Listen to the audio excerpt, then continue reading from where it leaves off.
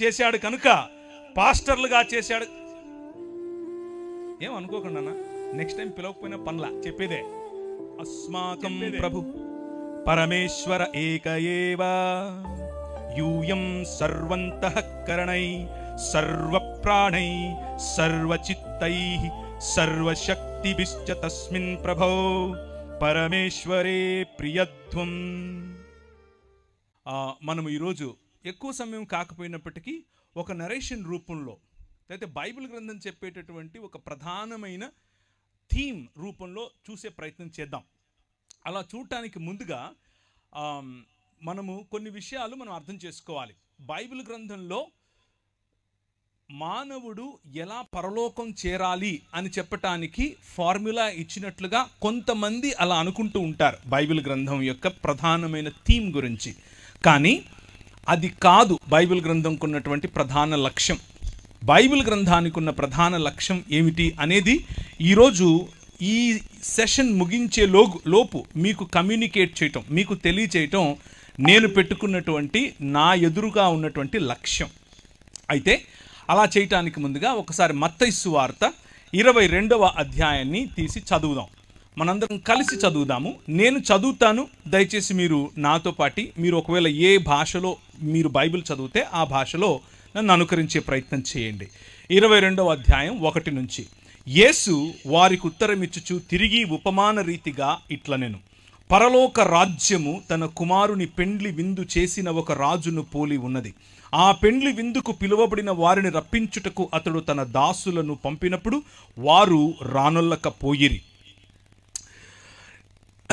ఆ తరువాత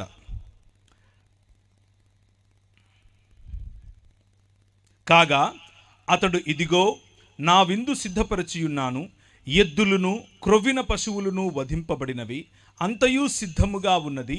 పెండ్లి విందుకు రండని పిలువబడిన వారితో చెప్పుడని వేరే దాసులను పంపెను. కానీ వారు లక్ష్యము చేయక ఒకడు తన పొలమునకును మరియొకడు తన వర్తకమునకు వెళ్ళిరి.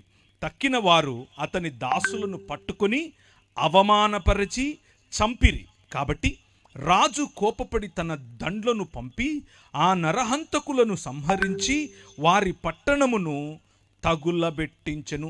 పట్టణము అన్నది మీరు అండర్లైన్ చేసుకోవాలి. ఈరోజు రాత్రి చెప్పబోయేటటువంటి ప్రధాన థీమ్ పట్టణము గుండా వెళుతుంది. మీ రాజమండ్రి పట్టణము, మేముండే హైదరాబాద్ పట్టణము లేకపోతే నగరము ఎలా ఉంటుందో అలా ఒక పట్టణం, దాన్ని మీరు అండర్లైన్ చేసుకోవాలి. అప్పుడతడు పెండ్లి విందు సిద్ధముగా ఉన్నది కానీ పిలువబడిన వారు పాత్రులు కారు గనుక రాజమార్గములకు పోయి మీకు కనబడిన వారందరినీ పెండ్లి విందుకు పిలువుడని తన దాసులతో చెప్పెను. ఆ దాసులు రాజమార్గములకు పోయి చెడ్డవారినేమి మంచివారినేమి తమకు కనబడిన వారిని అందరినీ పోగు చేసిరి గనుక విందుకు వచ్చిన వారితో ఆ పెండ్లి శాల నిండెను.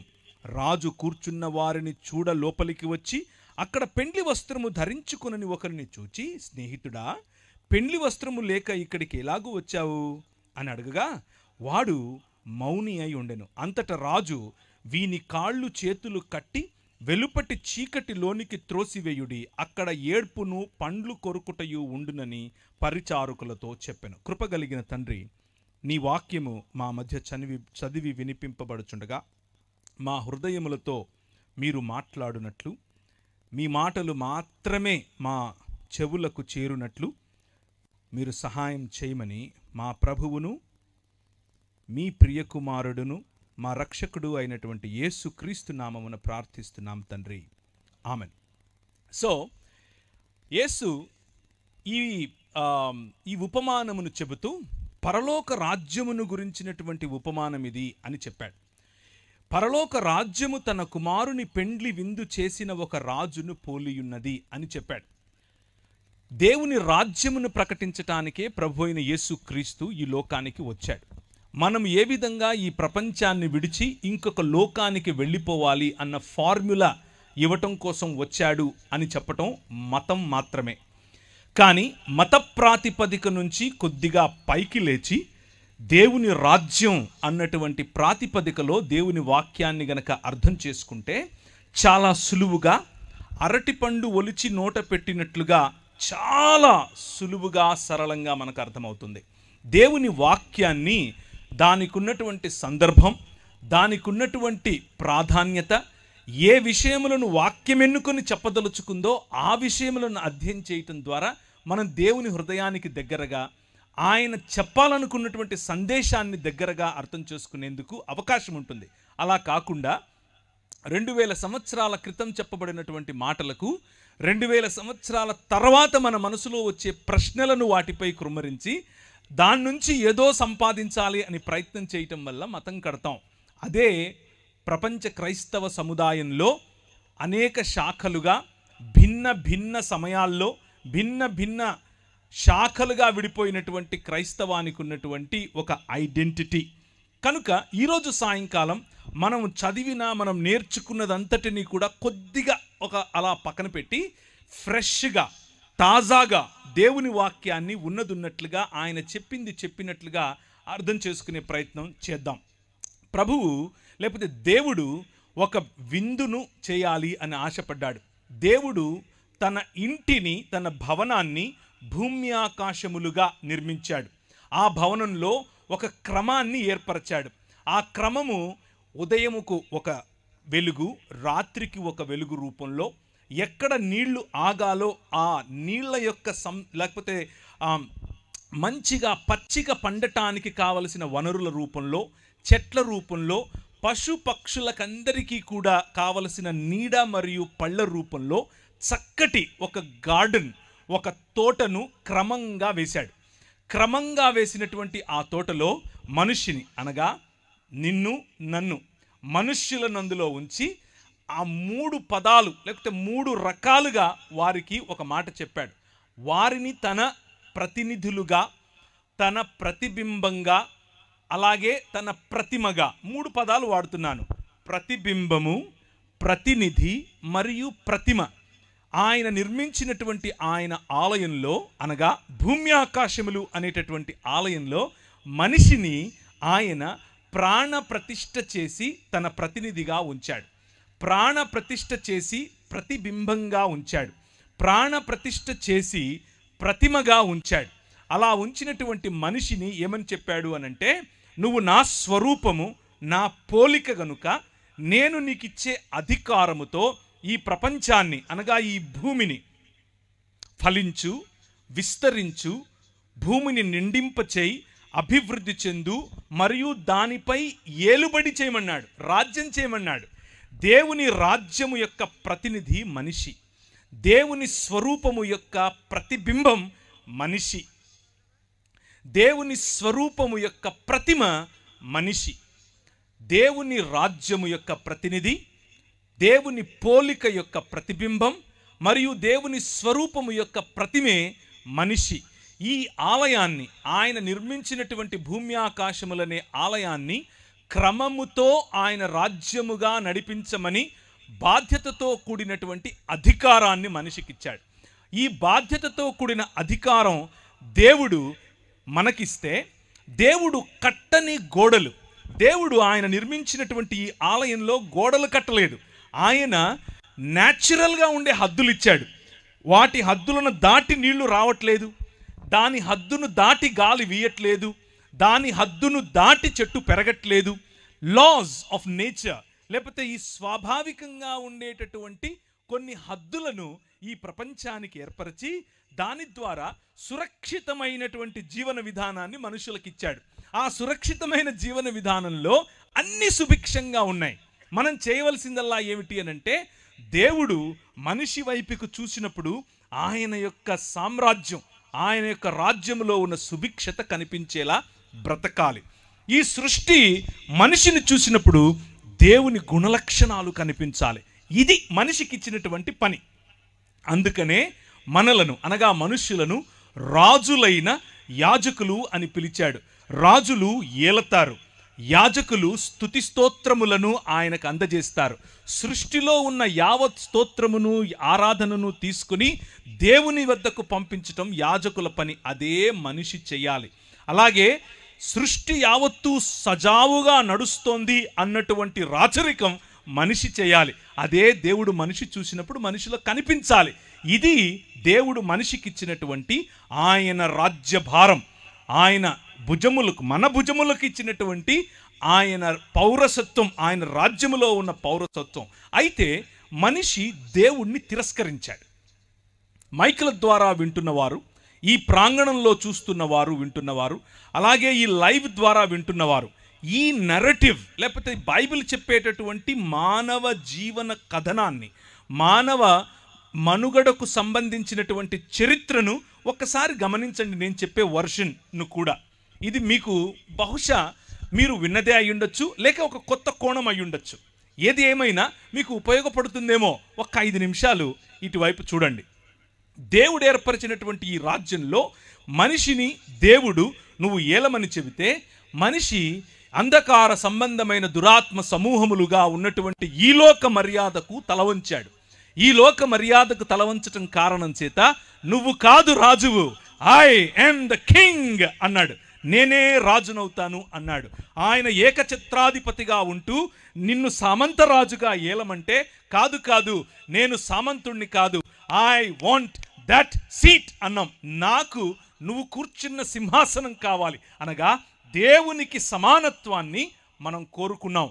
అలా కోరుకున్న మరుక్షణం అటు పూర్తిగా మనిషిగా బ్రతకలేకపోయాం, ఇటు దేవుడు కాలేకపోయాం. అదే ఈరోజు మనిషి ఉన్నటువంటి స్థితి. ఆ స్థితినే పతన స్థితి అని పిలుస్తారు. దీనినే మూల పాపము అని కూడా పిలుస్తారు. బైబిల్ గ్రంథంలో దీన్నే ఒరిజినల్ సిన్ అని అన్నాం, మూల పాపము.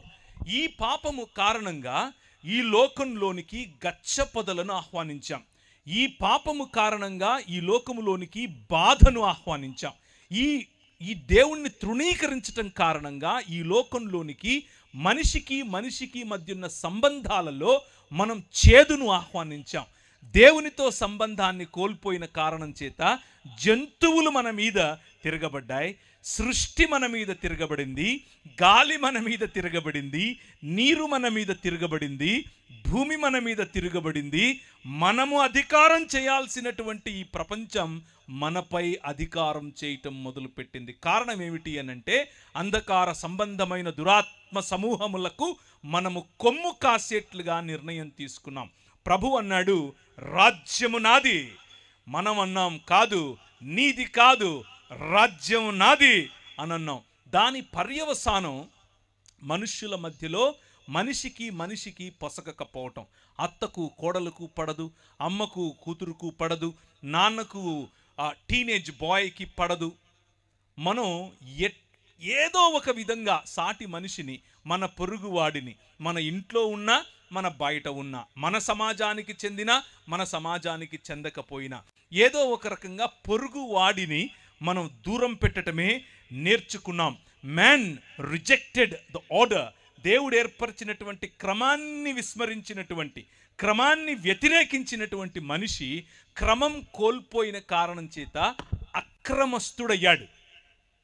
అక్రమములో బ్రతకటం నేర్చుకున్నాడు. దాని కారణంగానే సోదరుణ్ణి చంపాడు. దాని కారణంగానే పొరుగువాడి భార్యను తెచ్చుకున్నాడు.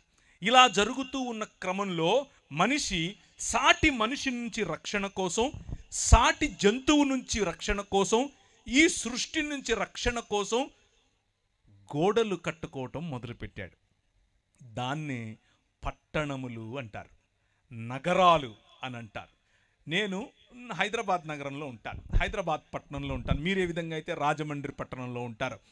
ఈ రాజమండ్రి పట్టణం ఈ రోజుకు ఒకవేళ శాటిలైట్ సిటీ అంతా రాలేదని మీరు అనుకుంటున్నారా? వచ్చేసింది, ఎలాగో మీకు కూడా తెలుసు, బోర్డ్స్ కూడా కనిపిస్తూ ఉన్నాయి కదా. నగరాల్లో ఏమేమి ఉంటుంది అని అంటే, ఎత్తైన ఇళ్ళు ఉంటాయి. ఒకటే అపార్ట్మెంట్లో ఒక 600 ఇళ్ళుంటాయి. ఒకటే అపార్ట్మెంట్లో ఒక లిఫ్ట్ ఉంటుంది, పొడుగు పైకి వెళ్ళిపోద్ది. లిఫ్ట్లోకి ఎక్కుతాం, కానీ పక్కనుడు ఎవడో మనకు తెలియదు. వాడిని చూస్తే తల కిందించుకోవటం, మాట్లాడడం, వాళ్ళెవడో తెలీదు, మనమేవడో తెలీదు. పిలిస్తే ఎక్కడ అతుక్కుంటాడో అని భయం, మాట్లాడితే ఎక్కడ అంటుకుంటాడో అని భయం. మా పక్కింటోడి పేరు నాకు తెలియదు, ఎదురింటోడి పేరు తెలియదు. వాళ్ళు బయట బోర్డులు పెట్టుంటారో వాళ్ళ పేర్లు అంతవరకు చదివి ఉంటాను, కానీ ఆ బోర్డు ఆ మనిషి పేరు ఏదైతే ఉందో ఆ మనిషి నిజానికి ఎవరు అనేది మనకు తెలియదు. ఇదే మానవుడు నిర్మించుకున్నటువంటి నగరాలంటే ఇలాగుంటాయి. మనకు అనిపిస్తుంది మనలాంటి వాళ్ళు అనేకులు ఒక చోటుకు వచ్చారని, కానీ మనకంటే భిన్నంగా ఉన్న వాళ్ళు అంతకంటే ఎక్కువ మంది ఒకే చోటికి రావటం. అలా మనుష్యులు కేవలం నగరాలే కాదు, సంస్కృతులను నిర్మించుకున్నారు. కేవలం సంస్కృతులే కాదు, వారు నాగరికతలను నిర్మించుకున్నారు. నాగరికతలను నిర్మించుకుని రండి మనం ఎక్కిపోదాం అనుకుని దేవుని కంటే, దేవుడు చేసే పరిపాలన ఏంటి మేము చేయలేమా అన్నట్లుగా వాళ్ళు ఇమారత్తులు కట్టడం, మినారెట్లు కట్టడం మొదలెట్టారు. బబులోను అనే నగరం దానికే సాదృశ్యం. నిమ్రోదు సమయంలో కట్టిన బాబేలు గోపురం దానికే సాదృశ్యం. మనుష్యులొక్కటై దేవుణ్ణి ఛాలెంజ్ చేయటమే ఈ లోక మర్యాద. మనుష్యులొక్కటై దేవుని ఎదుట నిలబడి రండి వారి కట్లు విప్పుదుము అని భూరాజులు తమలో తాము మాట్లాడుకుంటున్నారు. చూసారా? 2వ అధ్యాయం కీర్తనల గ్రంథం, దాని సారం ఇదే. మనిషి దేవుని యొక్క సన్నిధిని తృణీకరించటం, దాని కారణం చేత మనిషి అలా మనిషిగా బ్రతకలేకపోవటం, దేవుడు ఎలాగూ కాలేకపోయాడు. ఇదే మనిషికి ఉన్నటువంటి సమస్య. దేవుణ్ణి తిరస్కరించటం కారణం చేత హీ సాట్ ఫర్ సేఫ్టీ. ఆయన సంరక్షణ కోసం వెదికాడు. ఆ సంరక్షణలో పొరుగువాణ్ణి కోల్పోయాడు. ఆ సంరక్షణలో బంధాలు కోల్పోయాడు. ఆ సంరక్షణలో నాది నాది నాది అనుకొని కొంతమందిని పోగేసుకుని ఒక కులంగా మారాడు. నాది నాది నాది అని పోగేసుకుని అందులో నుంచి ఒక ఉపకులంగా మారాడు. నాది నాది అని పోగేసుకుని మతాలు కట్టాడు. నాది నాది అని పోగేసుకుని మతాలు, కులాలు, ఉపకులాలు, అలాగే తెగలు, ఫలానా భాషకు చెందిన అంటూ అందరూ ఒక చోటుకొచ్చి నగర నిర్మాణం అని అనుకుంటున్నారు. నిర్మాణం మంచిదే, దేవుని వాక్యం చెబుతుంది నిర్మాణం మంచిది, డెవలప్మెంట్ ఈజ్ గుడ్, వికాసం మంచిది. కానీ వీరు చేసిన నిర్మాణం ఎలాంటిది అనంటే ఒకసారి చూద్దాం. ఇర్మియా గ్రంథం 23వ అధ్యాయం 13-14 వచనాలు. ఇర్మియా గ్రంథం 23వ అధ్యాయం 13-14 వచనాలు. నిర్మాణములు మంచివే, కానీ నిర్మాణముల వెనుక దాక్కొని ఉన్నటువంటి అంధకార సంబంధమైన దురాత్మ సమూహముల యొక్క ఆలోచన విధానం, భావజాలం ఏమిటి అనేది చూడండి. షోమ్రోను ప్రవక్తలు అవివేక క్రియలు చేయగా చూచితిని, వారు బయలు పేరట ప్రవచనము చెప్పిన జనమైన ఇశ్రాయేలును త్రోవ తప్పించిరి. యెరూషలేము ప్రవక్తలు ఘోరమైన క్రియలు చేయగా నేను చూచితిని, వారు వ్యభిచారులు, అసత్యవర్తనులు, ఎవడునూ తన దుర్మార్గత నుండి మరలా దుర్మార్గుల చేతులను బలపరుస్తూ ఉన్నారు. వారందరూ నా దృష్టికి సొదొమ వలె అయిపోయారు, దాని నివాసులు గొమొర్రా వలె అయిపోయారు.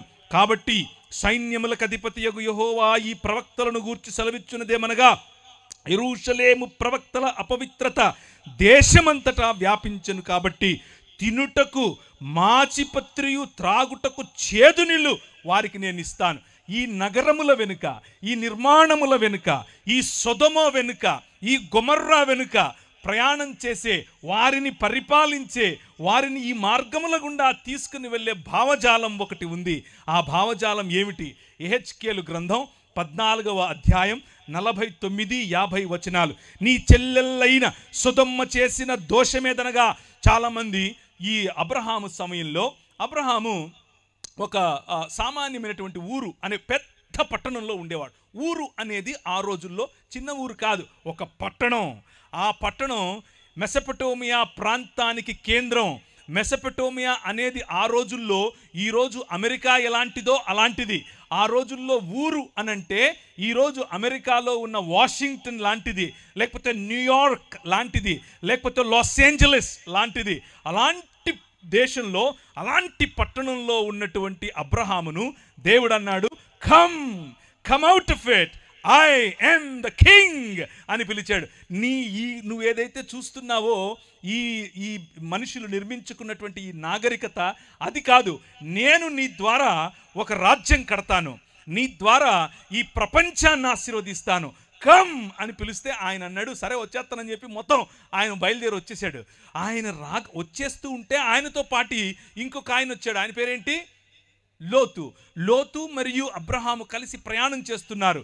వారు దేవుని కొరకు, దేవుని పిలుపు మేరకు వారి సొంత స్వజాతిని విడిచారు, వారి సొంత ఇళ్లను విడిచారు, వారి సంస్కృతిని విడిచారు. దేవుడు వారి నగరాన్ని విడిచారు, వారి నిర్మాణాలను విడిచారు. ఇప్పుడు దేవుడు కట్టబోయేటటువంటి ఒక రాజ్యంలోనికి మేము ప్రవేశించబోతున్నాం. దేవుడు మా ద్వారా ఒక రాజ్య నిర్మాణం చేస్తాడట. కోల్పోయినటువంటి క్రమాన్ని ఈ ప్రపంచంలోనికి మళ్ళా తీసుకొస్తాడట అని వచ్చినటువంటి ఈ అబ్రహాము మరియు లోతుల మధ్య ఒక చిన్న, వారిద్దరి మధ్య కాకపోయినా వాళ్ళ పని వాళ్ళ మధ్యలో ఒక చిన్న దాన్ని ఏమంటారు, అసఖ్యత మొదలైంది. కారణం ఏమిటి? మనం ఆల్రెడీ చూసాం. మనిషి దేవుణ్ణి తృణీకరించాడు కాబట్టి మనిషిని మనిషి ఓర్వలేడు, మనిషిని మనిషి సహించలేడు, మనిషితో మనిషి కలిసి ఉండలేని పరిస్థితి. నాది నాది అని కట్టుకునే భావజాలం ఒకటి ఉంది. ఆ భావజాలం లోతు మరియు ఆయన ప్రజలపైన పనిచేసింది. లోతుకు ఆయన సాదరంగా ఆహ్వానమిచ్చి నీకేది కనిపిస్తే అది తీసుకొనన్నా అన్నాడు. ఆయనకు పచ్చటి పచ్చిక కనిపించింది, నాకు ఇది కావాలన్నాడు. తీసుకో, టేక్ ఇట్, తీసుకో అన్నాడు. ఆయన వెళ్ళిపోయి పచ్చటి పచ్చికలో ఉన్నాడు. ఈయనేమో పచ్చిక లేని చోట ఈయన ఉన్నాడు. ఈయన ఉన్న చోట ఆయన అనుకున్నాడు పచ్చదనంలో ఆశీర్వాదం ఉంది. ఈయన అనుకున్నాడు నేనెక్కడ కాలు పెడితే అక్కడ ఆశీర్వాదం, నేను దేన్ని పడితే అది ఆశీర్వాదం. ఎందుకంటే నా వెనుక ఆశీర్వాదం కాదు, ఆశీర్వాదములను ఇచ్చేవాడు ఉన్నాడు అని నమ్మాడు. అందుకనే అబ్రహాము నీతిమంతుడని తీర్చబడ్డాడు. ఎందుకంటే అబ్రహాము విశ్వాసించాడు కాబట్టి విశ్వాసము ఆయనకు నీతిగా తీర్చబడింది. ఆయన చూస్తున్నాడు. అయితే అలా పచ్చిక కోసం వెళ్ళినటువంటి ఈ లోతు మరియు ఆయన కుటుంబము ఒక భయంకరమైనటువంటి స్థితిలో మారిపోయింది. ఆ భయంకరమైనటువంటి స్థితిలో ఇప్పుడు ఆ నగరం ఉంది. ఏ నగరంలోనికైతే ఈయన దాని హంగుభంగులను చూసి, దాని ఆకర్షణను చూసి, దాని ఎత్తైన గోడలను చూసి, దానికి ఉన్నటువంటి సంరక్షణ అనేటటువంటి ద్వారములను చూసి, గవినులను చూసి ఆకర్షితుడై, ఇక్కడ మనకు మూన్ లైట్ డిన్నర్ ఉంటుంది, ఇక్కడ మనకు దాన్ని ఏమంటారు కంట్రీ చికెన్ దొరుకుతుంది, ఇక్కడ మనకు ఆర్గానిక్ ఫుడ్ దొరుకుతుంది అని ఏ నగరం వైపుకైతే పరిగెట్టాడో ఆ నగరం ఇప్పుడు ఏమైందంటే ఆ నగరం ఈయనను చంపాలని చూస్తోంది. ఆ నగరం మొత్తాన్ని నాశనం చేయటానికి, ఆ నగరంలో పనిచేస్తున్నటువంటి భావజాలాన్ని రూపుమాపటానికి ప్రభువు దాని వైపుకు దానికి సమయం ఇచ్చాడు. ఇంకా మారు మనసు నిర్మాణం. కానీ ఏమా నిర్మాణం? సొదమ, నీ చెల్లెలైన సొదమ చేసిన దోషం. ఎందుకని ఆయన ఆ నగరాన్ని నిర్మూలన చేయాలనుకున్నాడు? వారి దోషం ఏమిటి అని అంటే దాని కుమార్తెలకు కలిగిన గర్వం, దాని కుమార్తెలకు కలిగిన గర్వం, ఆహార సమృద్ధి, నిర్విచారమైన సుఖస్థితి అనేదే. 3 విషయాలు. చాలా సరళమైంది బైబిల్. మనం ఏదో దీన్ని ఓవర్ స్పిరిచువలైజ్ చేయాల్సిన అవసరం ఏమీ లేదు.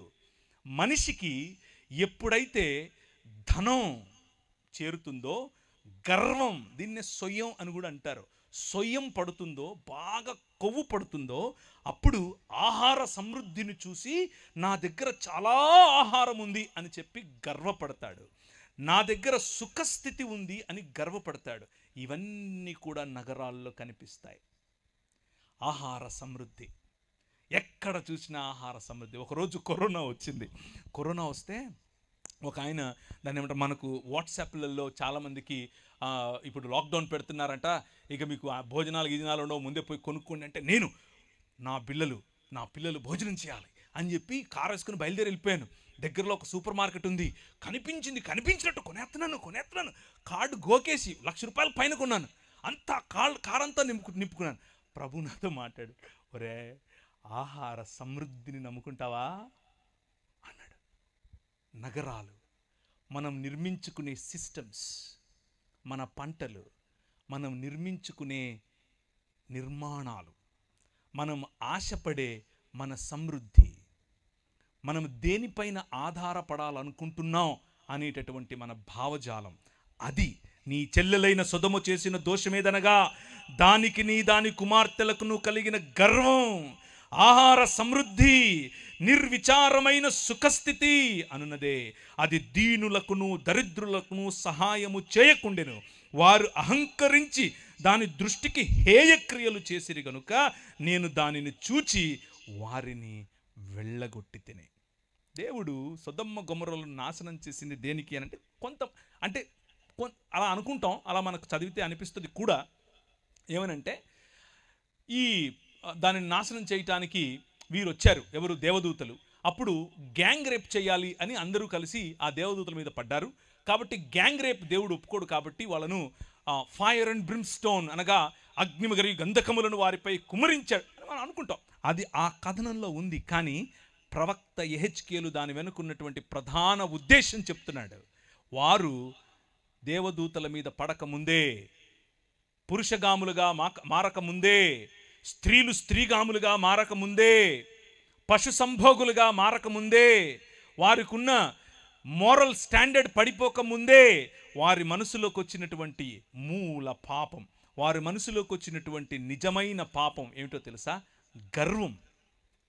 వారి మనసులోకి వచ్చినటువంటి నిజమైన పాపం ఏమిటో తెలుసా? నిర్విచారమైన సుఖస్థితి, ఆహార సమృద్ధి. కానీ వారి కళ్ళకు దరిద్రులు కనబడటం లేదు, దీనులు కనబడటం లేదు. అహంకరించి హేయక్రియలు చేయటం, అహంకారం. నగరాల్లో కనిపించే అహంకారం, డబ్బుకు కనిపించే అహంకారం, అందానికి కనిపించే అహంకారం, ఫ్యాషన్ ఉద్యమాల్లో కనిపించే అహంకారం. అందం తప్ప? నో. దేవుడు అందాన్ని చేశాడు, నీ శరీరాన్ని అందంగా చేసింది ఆయనే. డబ్బు తప్ప? కాదు. సకల సృష్టికి, సృష్టిలో ఉన్న సకల సమృద్ధికి ఆయనే కారణభూతుడు. నిర్మాణం తప్ప? నో. ఆయన నీకంటే గొప్ప నిర్మాణకుడు. భూమ్యాకాశములనే ఆలయాన్ని ఆయనే నిర్మించాడు. ఏంటి తప్పుక? వీటిని చూసుకుని నువ్వు మదమెక్కుతున్నావే, అది తప్పు, అది తప్పు. అందుకు నా దృష్టికి హేయక్రియలు చేసింది కనుక నేను దానిని చూచి వారిని వెళ్ళగొట్టి తిని. అయితే ఆ నగరాల్లో ధనం, జ్ఞానం, సొమ్ము, గర్వం, బీదల పట్ల న్యాయం చెయ్యలేని తనం, గర్వం, మానవత్వం, అన్యాయం కనిపిస్తూ ఉంటే అబ్రహాము లేచి నిలబడి ఇప్పుడు మాట్లాడుతున్నాడు. ఇప్పుడు మన ప్రభు అయిన మన దేవునికి ఉన్నటువంటి హృదయాన్ని మీ ముందుంచుతాను. నగరాల పట్ల, మానవ నిర్మితాల పట్ల, మానవ సివిలైజేషన్స్ పట్ల, మానవ సంస్కృతుల పట్ల, మానవ ఈ సమాజముల పట్ల దేవునికి ఉన్నటువంటి మనస్సు మీకు చెప్తాను. ఆయన మనతో సంభాషించాలనుకుంటున్నాడు. ఆయన మనం ఏదైనా చెబితే వినాలనుకుంటున్నాడు. ఆయన మనతో కలిసి నిర్ణయం తీసుకోవాలనుకుంటున్నాడు. చాలాసార్లు మనం అనుకుంటాం ఆయన ఒక మనసు లేని కఠోరమైనటువంటి ఒక సద్దాం హుసేన్ లాంటి వాడు. ఆయన తన ఇష్టం వచ్చిందే చేస్తాడు, ఆయన ఇష్టమే చేస్తాడు, అది మంచైనా చెడైనా ఆయన చేస్తే అంతా ఆయనే చేస్తాడు, ఆయన మహిమకే ఇలాంటివి కొన్ని మాటలు చెప్పుకుంటూ ఉంటాం. అవి వినటానికి థియోలాజికల్గా బాగుంటాయి, కానీ బైబిల్ అందుకు ఒప్పుకోదు. బైబిల్ ఏమంటుందో తెలుసా? ఆయన నీకు భూమిని ఇచ్చాడు. 115వ కీర్తన 16వ వచనం, ఆకాశములు యెహోవా వశము, భూమిని ఆయన నరులకిచ్చాడు. మీతో మాట్లాడతాడు. ఇంతకు నీకు ఇచ్చాను కదా, నువ్వేం చేయాలనుకో, సరే నువ్వు చెప్పు. అబ్రహామా, నా స్నేహితుడివి నువ్వు, నీకు చెప్పకుండా నేను ఎలా చేస్తాను? నువ్వు చెప్తాను, నీతో మాట్లాడతాను, చెప్పు అని అంటే ఒక మధ్యస్థ ప్రార్థన చేయటానికి అబ్రహాము నిలబడ్డాడు. ఇప్పుడు అబ్రహాము హృదయం చూడండి. దేవుని హృదయం ఏమో మనిషితో కలిసి పనిచేయాలని, మనిషిని కూడా తన బాటలోనికి తీసుకుని రావాలని, తన హృదయమును తెలిసిన వారిని ఆయన నడిపించాలనుకుంటున్నాడు. ఇప్పుడు అబ్రహాము ఆయనతో అంటున్నాడు, ఒక్క 40 మంది ఉంటే ఎత్తవా? ఈయన బార్గెన్ చేయాలనుకుంటున్నాడు. ఈయన ఏమంటున్నాడు? ఈయన బేరమాడాలనుకుంటున్నాడు. కానీ దేవునిలో ఉన్నటువంటి 2 గుణాలను ఆయన టార్గెట్ చేస్తున్నాడు. ఒకటి దేవుని తీర్పు, దేవుని న్యాయమైనటువంటి తీర్పు. వాళ్ళు గర్వాంధులయ్యారు, వాళ్ళను చంపటం న్యాయం. దేవుడు న్యాయమైన తీర్పరి. కానీ దేవుడు కనికరము చూపేవాడు, కనికరం చూపిస్తాడు. ఈ మధ్యస్థ ప్రార్థనలో నేను దేవుని కనికరాన్ని ఎందుకు అడగకూడదు? ఒక్క 40 మంది ఉంటే వదిలేస్తావుగా, ఒక్క 30 మంది ఉంటే వదిలేస్తావుగా, ఒక్క 20 మంది ఉంటే వదిలేస్తావుగా, ఒక్క 10 మంది అని చెప్పి ఆగిపోయాడు అక్కడ. ఎందుకు అని అంటే బార్గెన్ చేయాల్సిన అవసరమే లేదు. ఆయన 40 అంటే ఇచ్చేస్తా, చెప్పు, ఉన్నారా? 30 తీసుకో, నో ప్రాబ్లం. 10 నో ప్రాబ్లం, నేను చంపను అని అంటే ఇక ఈయన గమ్మునైపోయాడు. ఎందుకంటే ఆయనకు అర్థమైపోయింది, నేను ఆయన హృదయంలో నుంచి కరుణను లోడుకొని తీసుకోవాల్సిన అవసరం ఏమీ లేదు. ఆయన కరుణామయుడు. చేతులెత్తి హల్లెలూయా చెప్పండి. మన ప్రభువు మన నగరాలను, మన ప్రభువు మన సంస్కృతిని, మన ప్రభువు ఈ మానవ సమాజాలను ప్రేమిస్తున్నాడు.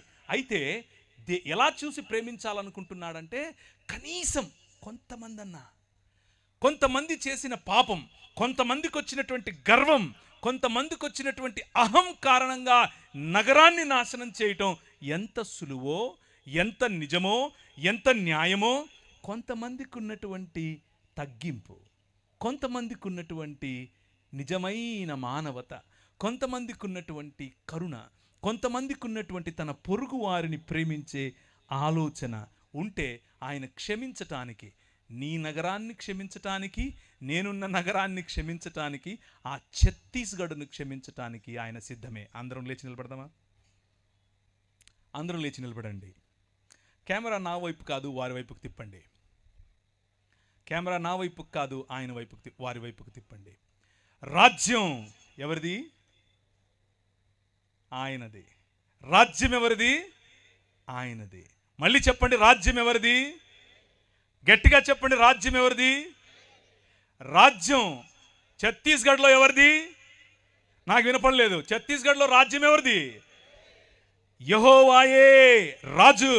He is the king. గట్టిగా చెప్పండి, ఆయనే రాజు. నీ చెల్లెళ్ళైన సొదమ చేసిన దోషమేదనగా, దానికి దాని కుమార్తెలకు కలిగిన గర్వమును, ఆహార సమృద్ధి. నీ దగ్గర పంటలు ఎక్కువ పండుతున్నాయి అనుకుంటున్నావా?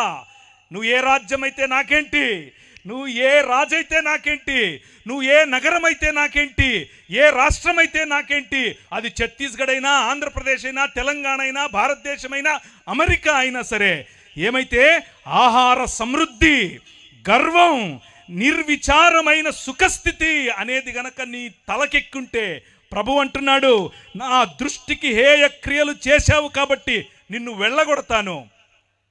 పరలోక ప్రార్థన చెప్తారా? పరలోకమందున్న మా తండ్రి,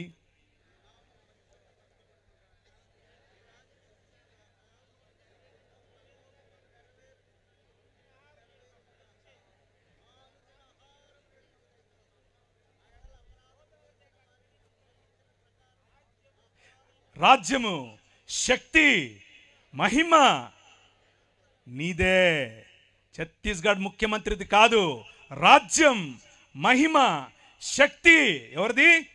నీదే. 1వ తారీఖట క్రైస్తవులనట అక్కడ ఊచకొత్త కోస్తారట. ఆకాశమందు సింహాసనాసీనుడైన వాడు వారిని చూసి నవ్వుతున్నాడు. స్మైల్. హల్లెలూయా. అర్థమవుతుందా? వారిని చూసి స్మైల్ కొడుతున్నాడు. ట్రై చేయండి. మణిపూర్లో చేశారుగా, ఏమైంది? రాజ్యం ఎవరిది? మళ్ళీ చెప్పండి, రాజ్యం ఎవరిది? దయచేసి కూర్చోండి. ఇదే మధ్యస్థ ప్రార్థన ఆ రోజు అబ్రహాము చేశాడు. రాజ్యం నీది, ఆ నగరం నీది, ఆ నగరంపై రాజు నువ్వు. ఆ నగరంలో ఉన్న వాళ్ళని ఎలా చంపేస్తావు? చంపవు. వారి పట్ల మంచి హృదయం నీకుంటుంది. ప్రభువు వారితో మాట్లాడి నగరాల పట్ల ఆయనకున్నటువంటి, నగరాల పట్ల మనం చేయాల్సిన మధ్యస్థను మనకు నేర్పిస్తూ వారిరువురు అక్కడి నుంచి వెళ్ళిపోయారు. ఈరోజు రాత్రి ఊరికే పడుకోవద్దు. ఈరోజు రాత్రి ఈ విషయం తెలిసిన నువ్వు, ఛత్తీస్గఢ్లో అట 1వ తారీఖునట 1000 మంది క్రైస్తవులను చంపితే గనక చంపాలి అని పిలుపునిచ్చారు ఒక ధర్మగురువు. ధర్మప్రభువులు చంపడమే తెలుసు. ఈ రాజు, నీ రాజు, ఈ రాజుకు చంపటం కాదు, కమ్ రా అని మరణాన్ని ఆలింగనం చేసుకోవటం నేర్పించాడు. హల్లెలూయా. ఏం ఆలింగనం చేసుకోవటం నేర్పించాడు? మరణాన్ని ఆలింగనం చేసుకోవటం నేర్పించాడు. ఎందుకో తెలుసా? సొదొమ గొమొర్రా పట్టణాలకు భవిష్యత్తు లేదు, కానీ ఆ రాజ్యంలో అయినా, ఈ రాష్ట్రంలో అయినా క్రైస్తవ సమాజానికి భవిష్యత్తు ఉంది. ఏంటా భవిష్యత్తు? పునరుత్థానం. హల్లెలూయా. పునరుత్థానం కలిగి మనం లేవబోతున్నాం. పునరుత్థానం కలిగి మనం లేచినప్పుడు ఈ ప్రపంచం చూడబోతోంది ద కింగ్డమ్ ఆఫ్ గాడ్, దేవుని రాజ్యం. ఇది ప్రకటించటానికి మీ రాజు వచ్చాడు. మతం కడతాను అంటే ఎట్లా? మనం మతమూలం కాదు, రాజ్యం, దేవుని రాజ్యం, ద కింగ్డమ్ ఆఫ్ గాడ్. ఒక శ్లోకం చదువుతాను, వినండి. అస్మాకం ప్రభు పరమేశ్వర ఏక ఏవ యూయం సర్వంతః కరణై సర్వప్రాణై సర్వచిత్తై సర్వశక్తిభిశ్చ తస్మిన్ ప్రభో పరమేశ్వరే ప్రియధ్వం. ఈ శ్లోకానికి అర్థం ఏమిటంటే, నేను మార్కు సువార్త చదివాను, టెన్షన్ పడకండి. నీ దేవుడైన యెహోవాను నీ పూర్ణ మనస్సుతోను, నీ పూర్ణ ఆత్మతోను, నీ పూర్ణ శక్తితోను ఏం చేయాలి? ప్రేమించాలి, ఆరాధించాలి, సేవించాలి. ఇత్యాజ్ఞా శ్రేష్టా తథా స్వప్రతివాసిన్ స్వవత్ ప్రేమ కురుధ్వం. అలాగే చెప్పండి, నిన్ను వలే. శ్లోకంలో చదివితే వాక్యంలా లేదా? ఇది మన బైబిలే, బైబిల్ సొసైటీ ఆఫ్ ఇండియా వాళ్ళు సంస్కృతంలో రాసిన బైబిలే. ఇది చూపించండి మనోళ్ళకు. ఎందుకో లేనిపోని శ్లోకాలు చదివిస్తూ ఉంటారు, ఎక్కడెక్కడి నుంచో తీసుకొచ్చి. ఏం లాభం లేదు. వాక్యం, వాక్యం, దేవుని వాక్యం ఏం చెప్తుంది అని అంటే, ఇదంతా కాదు. దేవుణ్ణి ప్రేమించు, నీ మనిషిని ప్రేమించు, దేవునితో సంబంధం కలిగి ఉండు, నీ పొరుగువాడితో సంబంధం కలిగి ఉండు. ఇంతే నేను చెప్తున్నది. నువ్వేదో మతం కట్టక్కర్లా, నువ్వు క్రైస్తవ మతం అస్సలు కట్టక్కర్లా. యోహాను చెరపట్టబడిన తరువాత యేసు ఈశుర్గాలీల్ ప్రదేశమాగత్య ఈశ్వర రాజ్యస్య సుసంవాదం ప్రచారయాన్. ఆయన యోహాను చెరపట్టబడినప్పుడు గలిలియ ప్రాంతములోనికి వచ్చి దేవుని రాజ్యమును ప్రకటించుచుండెను. కథయామాస కాల సంపూర్ణ ఈశ్వర రాజ్యైచ్చ సమీపమాగతం అతో హేతోర్యూయం మనాంసి వ్యావర్తయధ్వం సుసంవాదే చ విశ్వాసిత. మీ మనసులను మార్చుకొని దేవుని రాజ్యము వైపుకు రండి అని ఆయన దేవుని రాజ్యమును ప్రకటించెను. శ్లోకంలో చెప్తే, అంటే శంఖంలో పోస్తే తప్ప నీళ్ళు తీర్థమవు టైప్లో అలా చెప్తే ఇప్పుడు మీకు అర్థమైందా? ఆయన వచ్చి చెప్పింది దేవుని రాజ్యం గురించి, క్రైస్తవ మతం గురించి కాదు, మనం కట్టుకున్న శాఖల గురించి కాదు. దేవుని రాజ్యం చెప్పాడు. దేవుని రాజ్యంలో ఉండాల్సిన లక్షణాలు ఏమిటి అని అంటే, సొయ్యం లేకపోవటం, గర్వం లేకపోవటం, బీదల పట్ల మనస్సు ఉండటం. అలా ఉంటే దాన్ని సొదొమ రాజ్యంగా చూస్తాడు, దానిని మానవ నిర్మాణమైనటువంటి ఒక నగరంగా చూస్తాడు. కానీ ఆయన రాజ్యం నీ పొరుగు వారిని ప్రేమించటం, ఆయన రాజ్యం నీ దేవుడైన యెహోవాను ప్రేమించటం. కాగా 4వ వచనం మీరు చదివినటువంటి వాక్య భాగంలో నుంచి, కాగా అతడు ఇదిగో నా విందు సిద్ధపరచి ఉన్నాను, ఎద్దులను క్రొవ్విన పశువులను వధింపబడినవి అంతయు సిద్ధముగా ఉన్నది, పెండ్లి విందుకు రండని పిలువబడిన వారితో చెప్పుడని వేరే దాసులను పంపెను గాని వారు లక్ష్యము చేయక ఒకడు తన పొలమునకును మరి ఒకడు తన వర్తకమునకు వెళ్ళిరి. దేవుడు ఒక రాజ్యమును నిర్మిస్తాను అని చెప్పి అబ్రహామును పిలిచాడు. అబ్రహాము ఒక రాజ్యమును నిర్మించటం కోసం వస్తే ఒక నగరం పాడవటం చూశాడు. కానీ తన పిల్లల పిల్లలు ఇంకొక నగరానికి బానిసలుగా కొనిపోయారు. ఆ నగరం ప్రపంచాన్నేలేటటువంటి ఐగుప్తు దేశం యొక్క నగరం, ప్రపంచానికి ఇప్పుడు కేంద్ర బిందువు. ఆ నగరంలో గొప్ప గొప్ప పిరమిడ్లు కడుతున్నారు. మా ఊర్లో ఏ విధంగా అయితే ఇప్పుడు కడుతున్నారో సేమ్ అలాగే అన్ని సంస్కృతులు ఇలాగే మొదలయ్యాయి, ఇలాగే హెచ్చయ్యాయి, అలాగే సర్వనాశనమయ్యాయి. భూమికి అంటుకున్నవాడే బతుకుంటాడు, పైకి వెళ్తాను అనేవాడు పైకే పోతాడు. భూమికి అంటుకోండి, బతుకుతారు. ఓ గొప్ప గొప్ప పిరమిడ్లు కట్టేస్తున్నారు. ప్రభు అన్నాడు, ఏమయ్యా నాకు అహం, వీళ్ళు దాసులు, వీళ్ళ మీద ఇంకా పని పెట్టండి, అన్నమేయకండి అని అన్నాడు. అవునా? సొదొమ గొమొర్రాలకు ఏం చేశాను నీకు తెలీదా? అదే చేస్తానన్నాడు 5 సార్లు. Let my people go. నువ్వు అలా చేయటానికి వీల్లేదు, నా ప్రజలను పంపించు, ఇశ్రాయేలు ప్రజలపైన నువ్వు అలా ప్రతాపం చూపించడం కరెక్ట్ కాదు, వాళ్ళపైన అంత శ్రమ మంచిది కాదు, పంపించు అని అంటే అన్నాడు. 5వ తర్వాత నేను పంపిస్తాను బాబోయ్ అంటే కూడా నీ హృదయాన్ని నువ్వు చూస్తావు. ఇప్పుడు నీ కొమ్ములు ఎలా ఇరుగుతాయో నువ్వు చూస్తావు, నీ నోటి పళ్ళు ఎలా రాలుతాయో నువ్వు చూస్తావు. నువ్వు నీ కళ్ళ ముందు నా పసిబిడ్డను, నేను కన్న నా కుమారుణ్ణి, నా జ్యేష్ఠపుత్రుని నేను తీసుకెళ్ళిపోతా, గద్దరెక్కల మీద మోసుకొని తీసుకెళ్ళిపోతా. ఇందులో దేవుని గుణలక్షణం మీకేం కనిపిస్తుందో? మీరు మీ ఇంట్లో పనిచేసే వ్యక్తి పైన ప్రతాపం చూపిస్తే దేవుడు తన బిడ్డను ఎలా తనేమంటారు గద్దరెక్కల మీద మోసుకుని వెళ్ళాలో మోసుకెళ్తాడు. మీ జీవితం ఫరోలాగా కుప్పకూలుతుంది. మీ పొలంలో పనిచేసేవాడి మీద మీరు చూపించే దాన్ని ఏమంటారు మేకపోతు గాంభీర్యం మీ బతుకును నాశనం చేస్తుంది. మీరు పనిచేసే చోట మీ సహ ఉద్యోగి పట్ల మీరు చూపించేటటువంటి అన్యాయం మీకు పట్టిన కొవ్వు కరిగిస్తుంది. మీ సహ దైవ దాసుల పట్ల మీకు లేని గౌరవం, మీ సంఘంలో మీరు దేవుడు మిమ్మల్ని నాయకులుగా చేశాడు కనుక, పాస్టర్లుగా చేశాడు, ఏమనుకోకుండా అన్న, నెక్స్ట్ టైం పిలవకపోయినా పనుల చెప్పేదే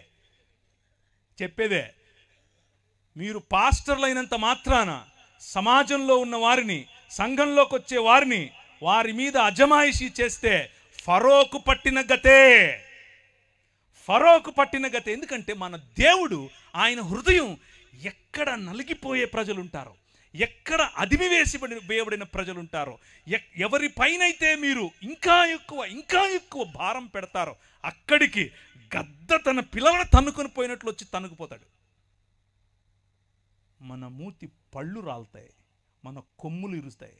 10 రకాలైన దేవీ దేవతలను చూసుకుని నువ్వు ఎచ్చుకుపోతున్నావు కదా, నీ ఎచ్చులు ఎలా ఇంచాలో నాకు తెలుసు అని చెప్పి 10 రకాలైనటువంటి తెగుళ్ల ద్వారా వాడి నోరు మూసాడు.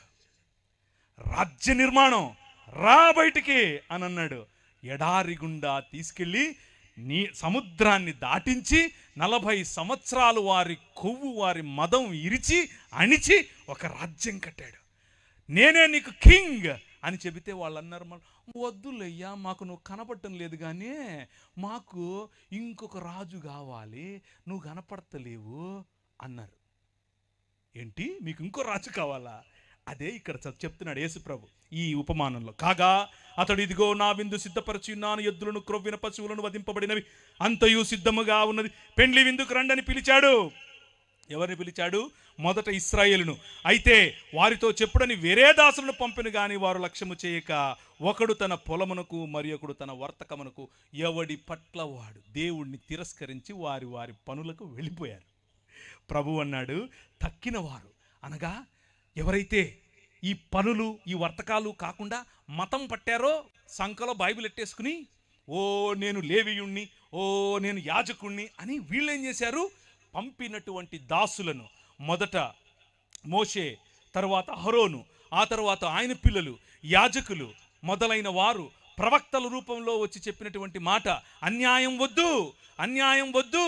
ఏం తీసుకొచ్చి నేను యెహోవాను దర్శించాలి, నేను ఏం తీసుకొచ్చి యెహోవాను దర్శించాలి? ఆ బయలేమో మా పంటలు అడుగుతున్నాడు, మేము పంటలు తీసుకొచ్చి ఇవ్వాలనా? ఆ కియ్యు దేవతేమో తైలం అడుగుతోంది, వేలాది నదులంతా విస్తార తైలం ఇచ్చేయాలనా?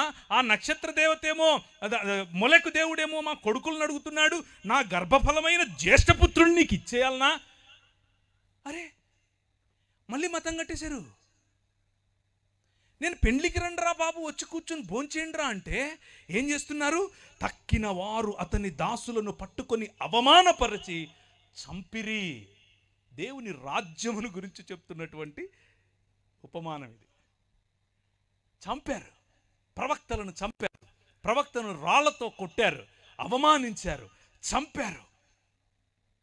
ప్రభు అన్నాడు, కాబట్టి రాజు కోపపడి తన దండ్లను పంపి ఆ నరహంతకులను సంహరించి వారి పట్టణము తగులపెట్టెను. మీకా నిలబడి చెప్పాడు, హోషేయ నిలబడి చెప్పాడు, యెషయా నిలబడి చెప్పాడు, ఆమోసు నిలబడి చెప్పాడు.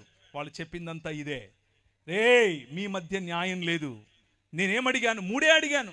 మనుష్యుడా, ఏది ఉత్తమమో నీకు చెప్పలేదా? నేను నీకు ముందే చెప్పాను కదా.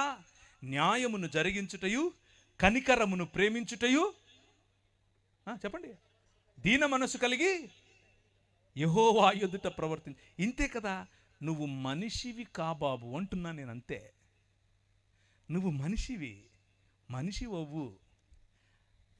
ధనం చూపించి సొయ్యం చూపించుకో, నీ దగ్గరున్న ఆస్తి చూపించి ఎచ్చుకుపోకు, నీ దగ్గరున్న అందం, కులం, ధనం, సంపాదన వగైరా వగైరా వగైరా, నీ నిర్మాణం, నీ ఇల్లు, ఇవి చూపించి హెచ్చులకెళ్ళకు. మూడే అడుగుతున్నా, న్యాయం జరిగించు, కనికరాన్ని ప్రేమించు, దీన మనస్సు కలిగి యెహోవా ఎదుట బ్రతుకు. అదే మనుష్యుడంటే. ఇదే క్రైస్తవం. మనం లేదు మతం కావాలి మాకు, వేలాది నదులంతా. ఎందుకు? నేను అడిగానా? నా కొడుకునిచ్చేస్తాను. ఎందుకు? నేను అడిగానా? అది ఎవడు మొలక అడుగుతాడు, నేను కాదు. నా పంటలు ఇచ్చేస్తాను దేవా, ఎవరు అడుగుతారు? బయలు అడుగుతాడు. కంపారిజన్ మనము మతంతో దేవునికి చేశాం. కాబట్టి రాజు కోపపడి తన దండ్లను పంపి, ఏ దండ్లు? నెబుకద్నెజరు అనే దండు. ఆయన గుర్రాలట చిరుతపులులాగా ఎగిరాయట. వీళ్ళను చెరపట్టుకుని వెళ్ళారు. 600 పైచిలుకు సంవత్సరాలు చెరలో బ్రతికారు. దాన్నే మరణం అని అంటారు. హోషేయ గ్రంథం 6వ అధ్యాయం 2వ వచనం దీనికి ప్రమాణం. యెహోవాయే మనలను కొట్టెను, ఆయనే మనలను బాగు చేయును. 2 దినములైన తరువాత ఆయన సముఖమందు బ్రతుకున్నట్లు 3వ దినమున ఆయన మనలను స్థిరపరచును. 2 దినాలైన తర్వాత, అనగా 3వ దినమున మనల్ని బ్రతికిస్తాడు అని చెప్పుకుంటున్నటువంటి ఇశ్రాయేలు ఎలా బ్రతికిస్తాడు చెప్పనా? ఆదో వాద ఆసీత్ సచవాద ఈశ్వరేణ సార్థమాసీత్ సవాద స్వయమీశ్వర ఏవ. ఆదియందు వాక్యం ఉండెను, వాక్యము దేవుని యొద్దై ఉండెను, వాక్యము దేవుడై ఉండెను. ఆ వాక్యము శరీరధారి అయి కృపా సత్య సంపూర్ణుడిగా మన మధ్య అవతరించెను. లేకపోతే డేరా వేసెను. కూర్చున్న మీరు వింటున్నారు. గర్వము, పొగరు, ధనం వగైరా వగైరాల యొక్క నిర్మాణముతో దేవునికి దూరమైన మానవ సమాజాన్ని తిరిగి మానవ సమాజముగా మార్చటం కోసం గలిలయ ప్రాంతంలో నిలబడి దేవుని రాజ్యం వచ్చేసింది అని చెప్పింది ఇంకెవరో కాదు, స్వయంగా దేవుడే. స్వయంగా ఆది యందున్నటువంటి వాక్యమే. ఏ వాక్యమైతే దేవుని వద్ద ఉండేనో ఆ వాక్యమే, ఏ వాక్యమైతే దేవుడై ఉండేనో ఆ వాక్యమే, ఏ వాక్యమైతే కలిగి ఉన్నదేదియు ఆయన లేకుండా కలుగలేదు అని చెప్పారో ఆ రాజు మన మధ్యకు వచ్చేశాడు. ఆయన పురాతన కాలం మొదలుకొని శాశ్వత కాలము తన ప్రత్యక్షతలు చూపిస్తూ వస్తూ ఉన్నాడు. ఆ రాజును చివరికి మన వద్దకు పంపాడు. అంత్య దినములందు ఆయన మన మధ్యకు పంపాడు. అప్పుడతడు పెండ్లి కాబట్టి రాజు కోపం వారి పట్టణము తగిలిపెట్టాడు. అప్పుడతను పెండ్లి విద్య సిద్ధముగా ఉంది కానీ పిలువబడిన వారు పాత్రులు కారు గనుక రాజమార్గములకు పోయి మీకు కనబడిన వారు అందరినీ పెండ్లి విందుకు పిలువడని తన దాసులతో చెప్పెను. This is what commissioning of gospel is. ఈ దేవుని రాజ్యం ఇప్పుడు ఇశ్రాయేలుకు మాత్రమే కాదు, అబ్రహాము యొక్క పిల్లలైన నా పైన విశ్వాసముంచు ప్రతి ఒక్కరిది పిలవండి అని అన్నారు. అపోస్తలులకు పరిశుద్ధాత్మను మీరు పొందుకుంటారు. పరిశుద్ధాత్మను మీరు పొందుకున్నప్పుడు యూదయ, సమరయ, భూ దిగంతముల వరకు ఈ క్రీస్తు, మరణాన్ని జయించిన క్రీస్తు, సంకెళ్లను విరిచేసే క్రీస్తు, బానిసత్వాన్ని తొలగించే క్రీస్తు, నమ్రుడైన క్రీస్తు, నిజమైన మానవుడైన క్రీస్తు రాజ్యములోనికి ఆహ్వానించండి అని పంపాడు. సాక్షులుగా పిలవండి అని పంపాడు. అదే సువార్త. ఇంతై మహాపర్వతమై శాటిలైట్ సిటీలో పడింది. హల్లెలూయా. శాటిలైట్ సిటీలో పడితే జనాలు చూస్తున్నారు, ఏంటిది ఈ రాజ్యం? కనిపించనట్లుంటుంది. ఈ రాజ్యం ఉంటుంది కానీ ఎక్కడుందో తెలీదు, ఎలా దాన్ని అరికట్టాలో తెలీదు, మంటలైనా ఆర్పాలో తెలీదు. ప్రభుత్వాలు ట్రై చేశాయి, చేతకాల. రాజ్యాలు ట్రై చేశాయి, చేతకాల. కొందరైతే రాజ్యాలు ట్రై చేసి ఇది కాదని చెప్పి మనలోనే దూరిపోయారు. అదే ఈ రాజ్యం. ఆవగింజంతే కానీ మహావృక్షం అవుతుంది. ఇంత రాయే కానీ మహాపర్వతం అవుతుంది. ఒక్క మనిషే కానీ తన శరీరాన్ని నాటి మళ్ళీ జీవము గల శరీరముగా పైకి తీస్తే జీవాన్ని మరణాన్ని ఒకే శరీరంలో కట్టగల రాజ్యం ఇది. ఆ రాజ్యం వచ్చేసింది. ఆ రాజ్యం నడుస్తోంది. ఆ దాసులు రాజమార్గమునకు పోయి చెడ్డవారినేమి మంచివారినేమి తమకు కనబడిన వారందరినీ పోగు చేసిరి గనుక విందుకు వచ్చిన వారితో ఆ పెండ్లిశాల నిండిపోయెను. ఛత్తీస్గఢ్లో 1000 మందిని వేస్తామంటే భయపడేదా ఈ రాజ్యం? ప్రపంచమంతా విస్తరించిన రాజ్యం. హల్లెలూయా. ప్రపంచమంతా, నువ్వు వెళ్ళిన దేశం, నువ్వు వెళ్ళిన ప్రతి ఊరిలో విస్తరించిన రాజ్యం. ఎక్కడెక్కడ నాపుతావు నువ్వు? నెత్తికి నామాలు ఎట్టుకుని పిలిచేయగానే కత్తులు ఎట్టుకొని చంపేస్తానే అయిపోద్దా? ఇది కాదు. ఇలా మీరు ఎప్పుడో చేస్తారని ఎప్పుడో చెప్పాడు మన ప్రభు. ఎప్పుడో 2000 సంవత్సరాల క్రితమే చెప్పాడు. కానీ భయం కాదు, భయం కాదు. మరణాన్ని కౌగిలించుకునే సమాజం క్రైస్తవ సమాజం. క్రైస్తవ సమాజం వైలెన్స్కు వెళ్ళే సమాజం కాదు. వీటన్నిటిని చూపించి మీ పిల్లలకి నేర్పించాల్సింది ఏంటో తెలుసా? వాళ్ళు వస్తున్నారు మనం ఎత్తేసుకుందాం కాదు, ప్రేమించండి. అదే ప్రభు చెప్తున్నాడు. అయితే ఇలా చెప్తూ ఉన్న క్రమంలోనే ఆయన ఒకరికి దేవుని రాజ్యం ఇలా ఉంటుంది, దేవుని రాజ్యం ఇలా ఉంటుంది అంటే ఈ పాస్టర్ గారు ఒక ఆయన లేవీయుడు, లేకపోతే దాన్ని ఏమంటారు, మత ఛాందసవాది లేచి నిలబడి అడిగాడు, చెప్పేవులే కానీ ఇంతకు ఏంటి అన్నిటికంటే గొప్ప ఆజ్ఞ ఏంటి అని అంటే, నేను ఇంతకుముందు చదివానే అది చదివాడు. మరి నువ్వు చెప్పావుగా అయిపోయింది కానంటే, కాదు ఇంతకు నా పొరుగోడెవడు అని అడిగాడు. నా పొరుగోడెవడు? ఛత్తీస్గఢ్ నా పొరుగువాడేనా? మా ఊర్లో ఉన్నవాడే నా పొరుగువాడు కాదు, మా ఇంటి పక్కనోడే నా పొరుగువాడు కాదు.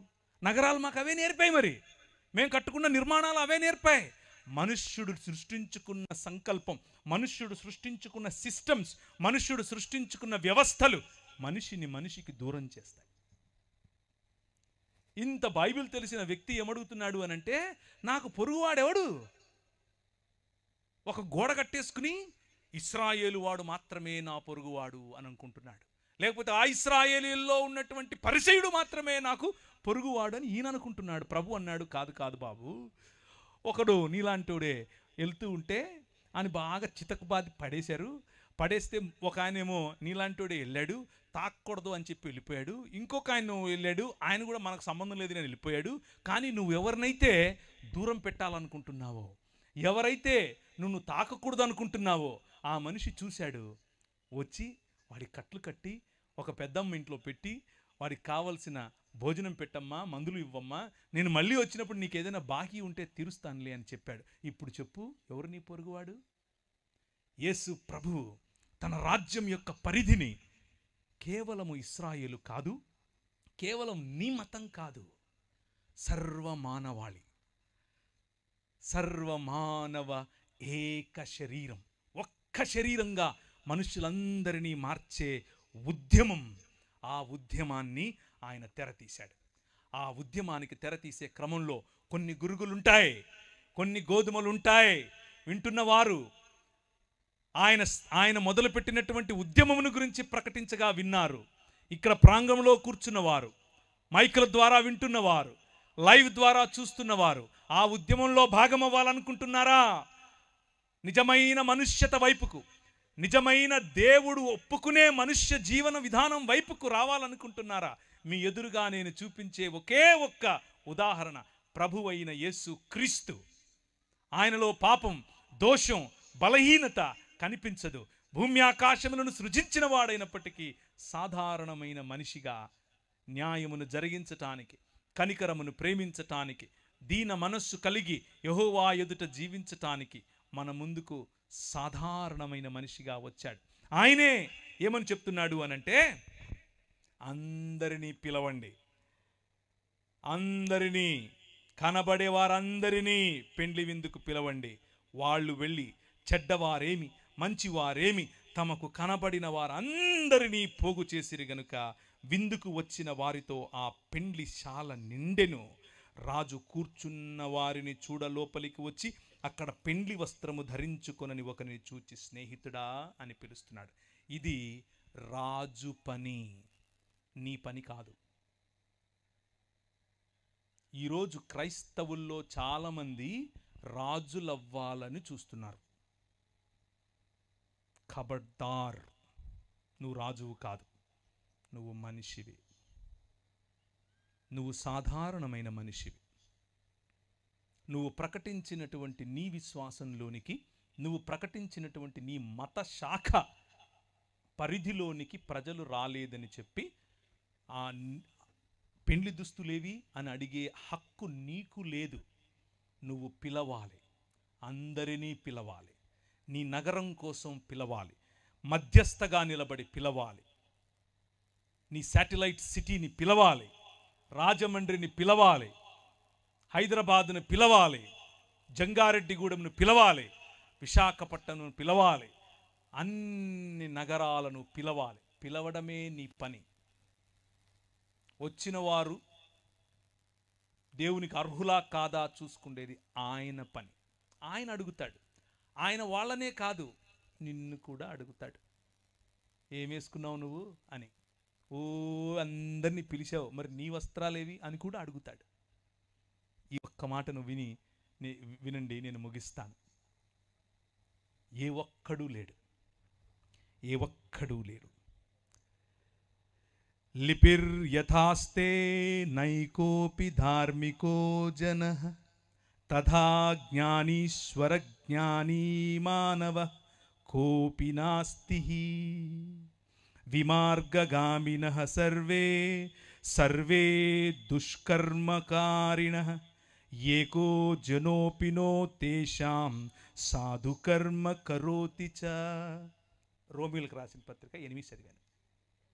రోమిలకు రాసిన పత్రిక 8వ అధ్యాయం 3వ అధ్యాయం 10, 11, 12. ఏ ఒక్కడు లేడు, నీతిమంతుడు ఒక్కడు లేడు, నువ్వు కూడా కాదు. నీ నీతి నీ స్టాండర్డ్స్కు సరిపోతుంది, అక్కడ పెట్టుకో. ప్రతి ఒక్కడిని వెళ్ళి ఆడి నీతి మార్చడం కోసం నువ్వు గొప్ప అని వారు తక్కువ అని చూపించే ప్రయత్నం చేయకు. అది మతం. రాజ్యం ఏం చెప్తుందో తెలుసా?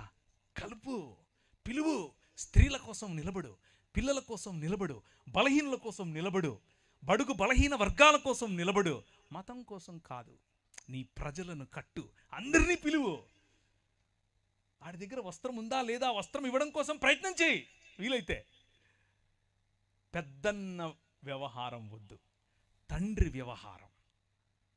ఈ రాత్రి సువార్త చెప్పేవారికి రాజ్య సువార్త ఎలాగూ చెప్పాం. మనలో మనం నేర్చుకోవాల్సినటువంటి రాజ్య సువార్తకు సంబంధించిన విలువలు సాటి మనిషిని, సాటి విశ్వాసి అని మాత్రమే కాదు, సాటి మనిషిని గౌరవించటం, సాటి మనిషిని ప్రేమించటం. ఇదే దేవుని రాజ్యం. ఈ దేవుని రాజ్య స్థాపనలో మనందరము ఐక్యపడాలి, మనందరం కలిసికట్టుగా పనిచేయాలి, ప్రేమతో ఈ రాజ్యాన్ని కట్టాలి. ఎందుకు అనంటే రాజ్యం నీది. తర్వాత రాజ్యము ఇప్పుడేగా చెప్పారు. ఎందుకనగా రాజ్యం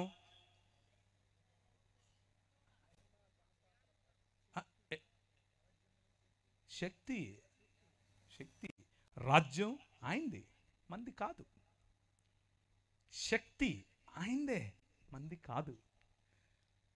మరియు మహిమ, the glory of his story is or it belongs to him.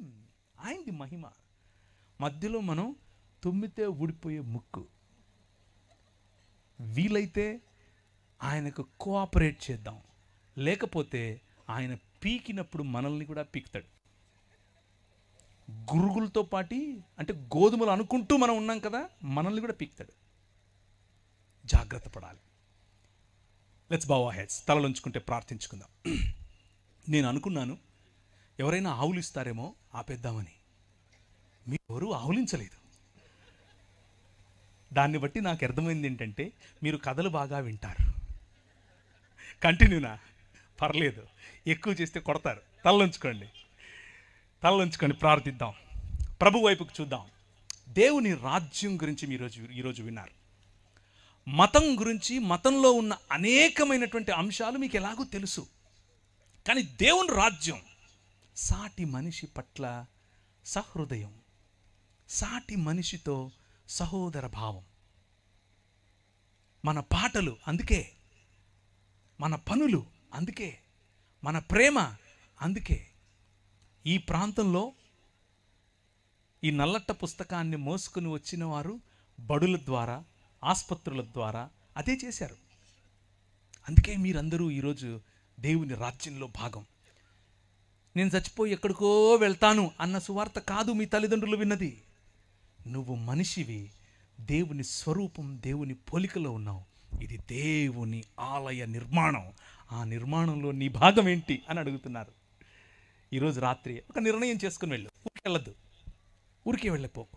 అలాగే ఈరోజు రాత్రి ఆ ఛత్తీస్గఢ్ కోసం ప్రార్థన చేయకుండా, ఆ ఛత్తీస్గఢ్లో నలిగిపోతున్నటువంటి నీ సహోదరుల కోసం ప్రార్థన చేయకుండా, వారి కోసం పరితపించకుండా, వారి కోసం ఆశీర్వాద వచనాలు పలకకుండా నువ్వు నిద్రపోకు. ఈరోజు రాత్రి ప్రభువు నీ మాటలు వింటాడు. అబ్రహాము చేసిన మధ్యస్థ ప్రార్థన 40 మంది ఉంటే అలా జరుస్తావా ప్రభువా అని చేయలేవా నువ్వు? చెయ్యి. ఈరోజు రాత్రి ప్రభు వింటాడు. కృపగలిగిన తండ్రి, మా మధ్యలోనికి నీ వాక్యము ద్వారా మమ్మను ప్రోత్సహించి, మమ్మను బలపరిచి, మాకు కావలసినటువంటి పోషణనిచ్చి, ప్రభువా ఈ రాత్రి ఏ ఒక్కరిని ఖాళీ చేతులతో పంపక, ఖాళీ హృదయంతో పంపక, నీ మనస్సు నెరిగిన, నీ రాజ్యమును అనుభవించే నగరములు కాదు, మా మానవ నిర్మిత నగరములు కాదు, ఒకరోజు నువ్వు నిర్మిస్తున్నటువంటి నగరం, పరిశుద్ధ పట్టణం. మేమెక్కడికో వెళ్ళేది కాదు, దిగి రాబోయే పరిశుద్ధ పట్టణం. ఆ నూతన యెరూషలేము కొరకు వేచి చూడటానికి మా ప్రయాణమని గమనించి, ఆ పరిశుద్ధ పట్టణములోనికి ప్రవేశించటానికి మమ్మును మేము, ఆ విందులోనికి పాల్గొనటానికి మమ్మల్ని మేము సిద్ధపరచుకున్నట్లు, మా వస్త్రములను మేము శుభ్రపరచుకున్నట్లు సహాయం చేయమని ముందున్న కార్యక్రమం మీ చేతులకు అప్పచెప్పుకుంటూ చిన్న ప్రార్థన యేసు నామమున అడిగి వేడుకుంటున్నాను తండ్రి.